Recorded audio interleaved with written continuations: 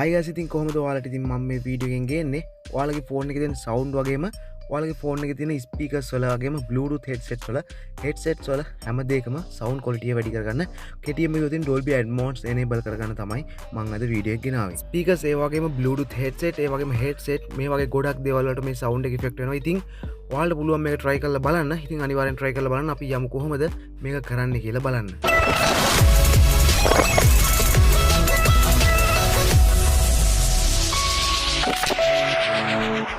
හරි ඉතින් ඔයාලා ඉස්සෙල්ලාම කරන්න ඕන මම පින් කමෙන්ට් එකේ හරි ඩිස්ක්‍රිප්ෂන් එකේ හරි දාලා තියෙන ලින්ක් එකක් අන්නේ ලින්ක් එකෙන් ගිහලා මෙන්න මේ ෆයිල් එක ඩවුන්ලෝඩ් කරගන්න ඕන. ඉතින් මේ ටෙක්ස්ට් ෆයිල් එක ඔයා ඩවුන්ලෝඩ් කරගත්තට පස්සේ ඔයාලට පුළුවන් මේ ෆයිල් එක ඕපන් කරගන්න.